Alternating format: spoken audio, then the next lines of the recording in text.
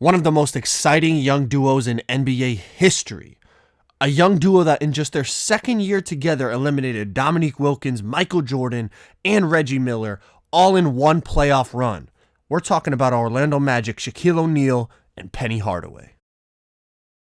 Real quick, before the video starts, I talk about it in more detail later on, but I just want to know, why in 2K20 can centers not get athletic finisher takeover or slasher takeover like they could in 19 and 18? Why did 2K take that out? I don't know. If you know, please comment down below. Ladies and gentlemen, welcome back to another video, man. Hopefully y'all are having a great day. We're going to get into this Shaquille O'Neal, Penny Hardaway legend duo video right away. I'm going to break down these builds, and then we're going to talk about this short, brief career these guys had together, but it was pretty wild, and I'm going to take you through that ride. So check this out. We got our post scorer build, our interior force representing Shaq today, 40 finishing badges, 23 defensive badges, absolute beast of a build to represent a young Shaquille O'Neal today. But my boy Swag is representing Penny Hardaway, and he is on a new 6'7" build that he just made, and it's not maxed out yet, so you're not going to be able to see it at 99.9, but I am going to drop that video for you once he gets it maxed out. But check it out, man. 6'7", and it's called a playmaker, but look at the stats, man. And remember, this is only at 90 overall. You're still going to get +5 to all these categories and all that type of stuff. I mean, look at the badges. The badges are not maxed out yet, but look at the finishing, the shooting, the playmaking, and then, of course, you can't have a build without a little bit of defense. So overall, both builds are really good. Penny Hardaway was 6'7". We got a 6'7" playmaker. It's called the playmaker, but it's much more than that, representing Penny. And then, of course, we got my post scorer representing Big Shaq, man. So if you're excited for the video, drop a like, subscribe if you guys are new. We're gonna get into this young Shaquille O'Neal, Penny Hardaway duo video on NBA 2K20. So check this out, man. First game on the park, we have a legend rebounding wing pulling up, trying to guard young Shaq, Orlando Magic Shaq. Now, when people think of Shaquille O'Neal, automatically people think about Lakers Shaq, and for rightly so. That was his absolute prime. That was when he was at his absolute best.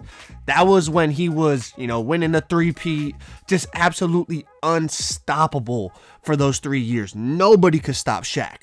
But before the Lakers years, as many of you probably know, maybe some of you guys don't, he was with the Orlando Magic. And even if you go look at pictures of him, Shaq was in way better shape. When he got to LA, he started to put out, he was playing above 300. He was like, I feel like at times he was pushing like 340.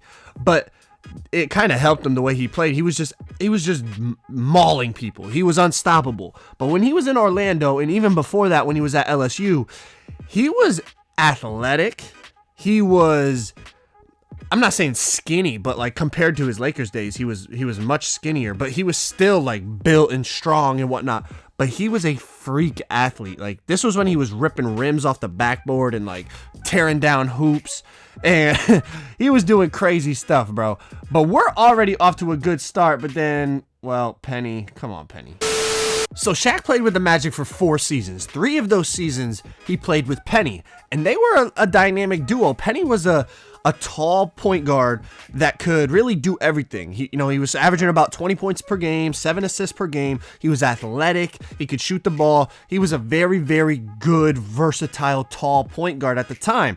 But they were very young playing together. Check this out. In the 95 season, when they were both about 23 years old, only 23 years old, they were able to take down Michael Jordan, Scottie Pippen, and the Chicago Bulls. Obviously, that was the year Michael Jordan didn't play the full season. He came back like towards the end of the season and then played the end of the season in the playoffs. But hey, we give credit to Shaq and Penny. They knocked them out.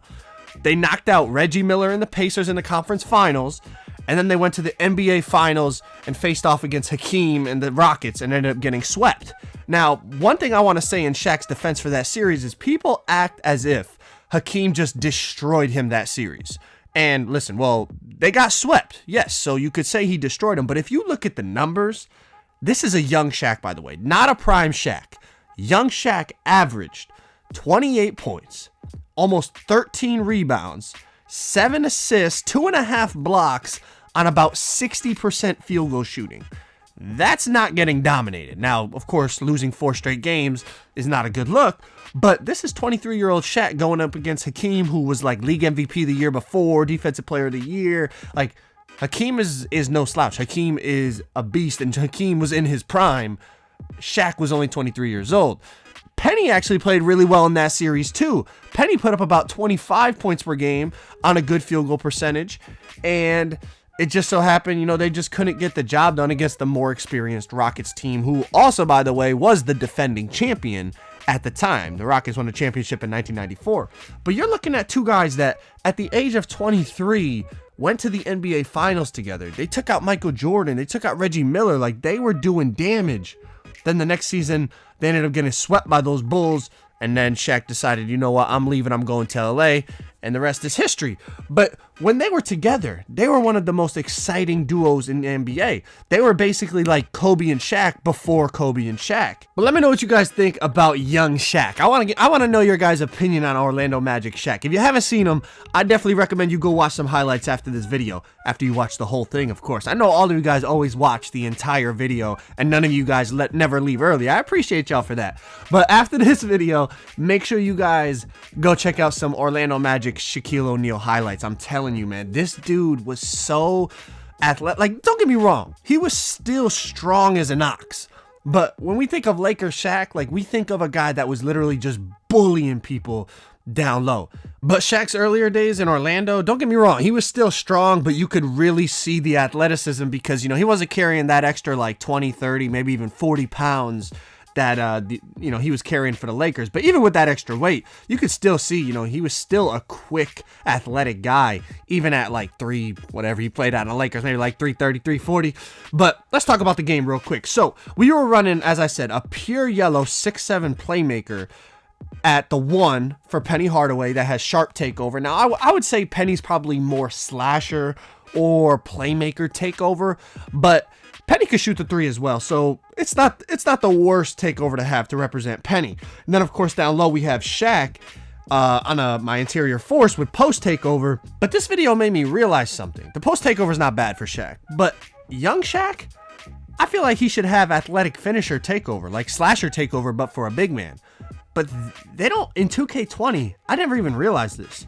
In 2K20, you cannot get slasher takeover on a center. Like, remember in 2K19, 2K18, like, you could have athletic finisher takeover. It was like slasher takeover for a big man. Why isn't that a thing in 2K20? I never even thought about it. I just wonder why it was taken out. If you guys know why, let me know. But I feel like for Orlando Magic Shaq, it would have been better to have athletic finisher takeover than post takeover. Because although he did score in the post, I feel like he was more just dunking and just a freak athlete. You know what I mean? We've talked about it. But I don't know why. I don't know why they took out slasher or athletic finisher takeover for centers. I know as a power forward, you can get slasher takeover. It's not the easiest thing to get, but you can get it on certain builds. But why not on a center anymore? I wonder. I'm just curious. I don't know if you guys know the answer. If you do, definitely comment down below and let me know, because I have no idea. But so we were running the pure playmaker and a post scorer on the 2s, and I'm gonna be honest with you, it was a lot of fun. We didn't need a lockdown. We didn't need double lockdown. Like the first game, we're playing a legend rebounding wing and a 2-way slash and play. That's all you play, bro. Is defending builds, lockdown builds, and we're out here cooking them no problem. All we got is gold defensive badges. Now we're both legends, so that helps, but he's not even maxed out. He doesn't have all of his badges, and it doesn't matter, bro. You don't have to have defense in your pie chart. You don't have to run the meta. You can beat the meta, bro. You can take on the meta. Like, that rebounding wing had no shot against Big Shaq. You guys seen it. He had no shot against Shaq. We were just murdering him.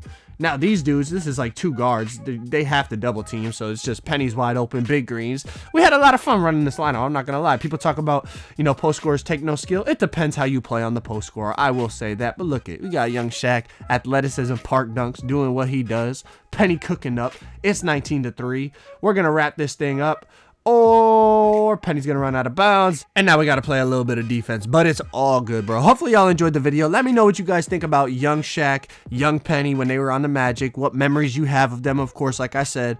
But hopefully y'all enjoyed. Drop a like, subscribe if you guys are new. Shaq with the block, Penny with the rebound. Let me know what y'all think about this duo that only played a couple seasons together, but man, they were really, really exciting. I recommend you go look up highlights if you haven't seen it. Penny's gonna pull it back out.